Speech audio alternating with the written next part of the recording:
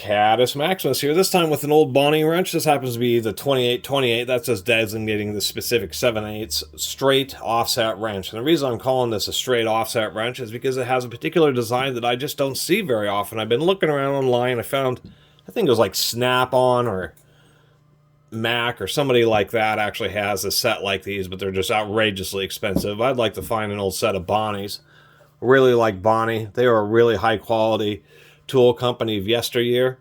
It is chrome vanadium. Bonney, their claim to fame is the fact that they're either the first tool company to standardize on chrome vanadium alloy steel for hand tools, which, as we all know, has become the standard now, CRV. Although back then they didn't do CRV, they just did CV. But Bonney was certainly the first company to really advertise chrome vanadium steel. I think it's interesting that it is a sunken panel wrench, but they don't have made in USA actually as part of the casting, which seems a little bit strange. Instead, they stamp it on the side. This is an I-beam sunken panel wrench, and I actually like this style a lot more. Modern wrenches, they're wide and thin, and I think that's really just to give more support around the buckle area.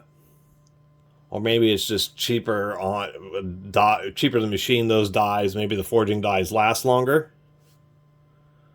But I really like this design. I like the more square design, particularly just because you have a wider surface. As everybody knows, working with modern wrenches, is that thin surface there. It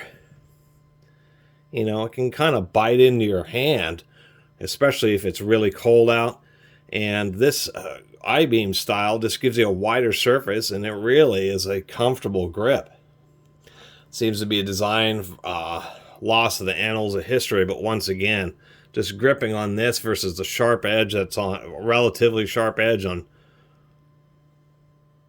modern wrenches. I mean, really. I mean, here's an offset wrench, and even though they are wider and they probably support the buckle a little bit more, just this thin edge versus having a nice wide edge. I mean, Pontiac used to say wider is better. But believe me, there's nothing to prevent a manufacturer from making an I-beam style wrench that just flares out to have good buckle support. Anyway, I'm going to keep my eye out.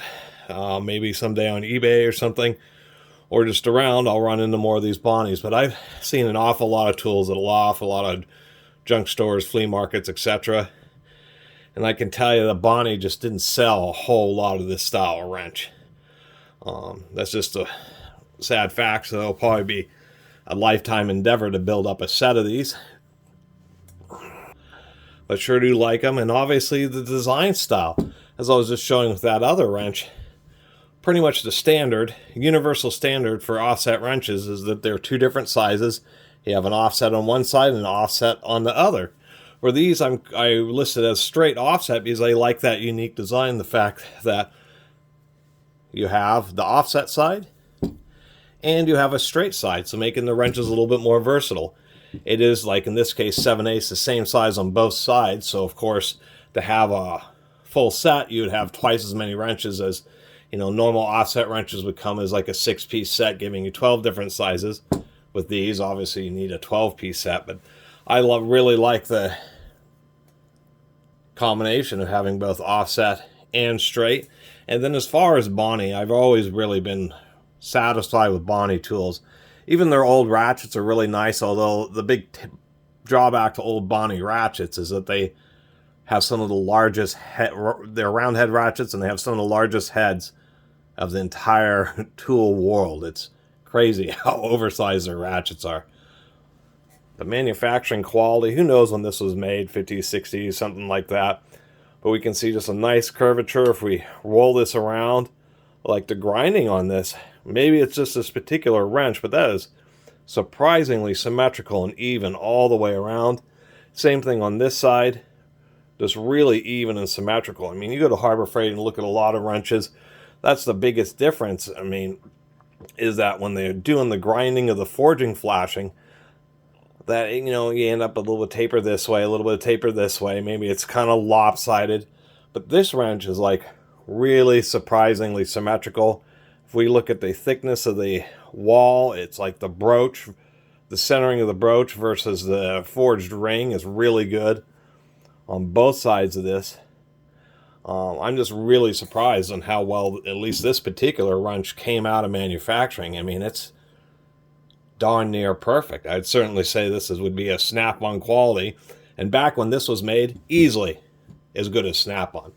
So just wanted to bring attention to just a type of wrench that is gone by the yesteryear, but still would be handy these days, which is the straight offset I-beam style wrench.